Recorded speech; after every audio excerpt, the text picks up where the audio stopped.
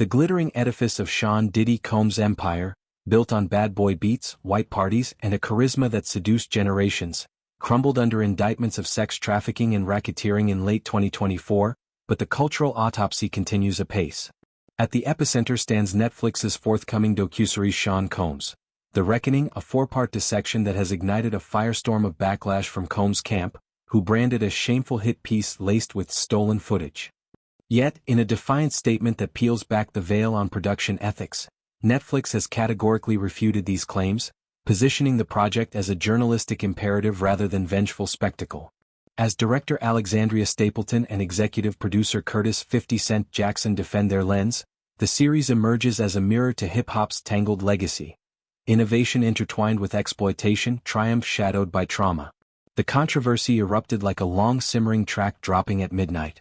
Combs' legal team, reeling from his September 2024 arrest in Manhattan, lambasted the docuseries as an unauthorized raid on private archives.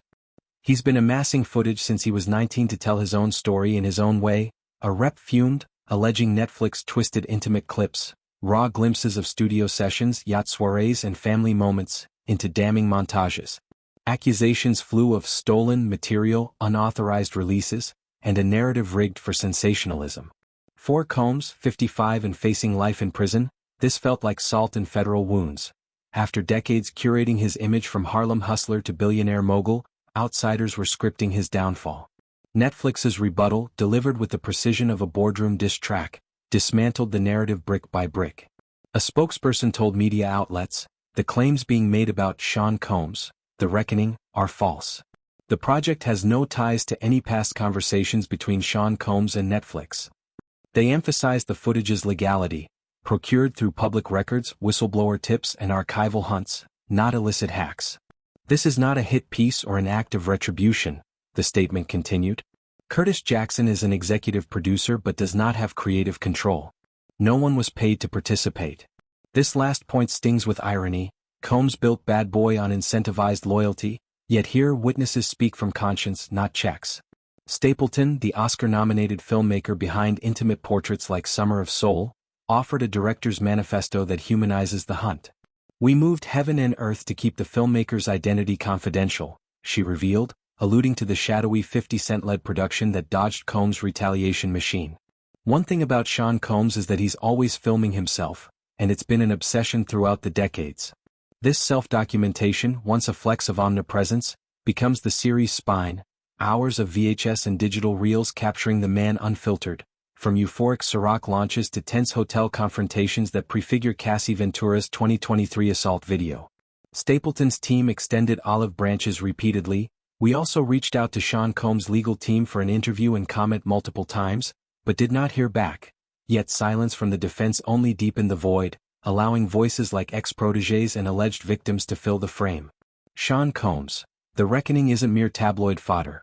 It's a reckoning with power's corrosive arc spanning Combs' rise from uptown and turn to hip-hop's godfather. It traces the fault lines: the 1997 murder of Biggie Smalls, whispers of industry shakedowns, and the 2016 Cassie lawsuit that cracked the facade. Archival gold, grainy camcorder tapes of young Sean freestyling in Mount Vernon basements, contrasts with harrowing testimonies from the freak-off allegations, where parties devolved into coerced rituals. 50 Cent's involvement, fueled by their 2007 beef and his G-Unit exposés, adds edge without dominance. He frames it as truth over beef, letting evidence lead. No payouts ensure rawness. A former assistant recounts gaslighting in the boardroom, a dancer describes NDAs as shackles. This pushback highlights documentary ethics in the #MeToo echo chamber. Combs' critique echoes O.J. Simpson's "If I Did It" backlash or R. Kelly surviving R. Kelly fury, accused icons decrying one-sided tales. Yet Netflix insists on balance. Episodes intercut Combs' philanthropy, empowering black entrepreneurs via Revolt TV, with critiques of labor abuses at his fashion lines. The footage, far from stolen, embodies Combs' own ethos of constant capture, a habit born in the crack era's paranoia. Stapleton's vision humanizes without excusing. "It's about systems that enable," she says, probing how hip-hop's patriarchal grind normalized predation. As premiere looms in early 2026, the series spotlights Combs' bifurcated legacy.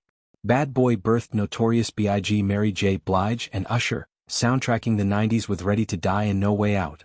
His ventures, Sean John Suits, Vodka Empires, minted billions redefining black excellence. But indictments reveal the underbelly, federal probes into a criminal enterprise spanning decades, with raids yielding 1,000 bottles of baby oil and brass knuckles. Victim stories, anonymized for safety, weave a tapestry of manipulation from love-bombing recruits to silencing dissenters. Netflix's defense reaffirms its post-Squid Game pivot to unflinching docs, betting controversy drives views.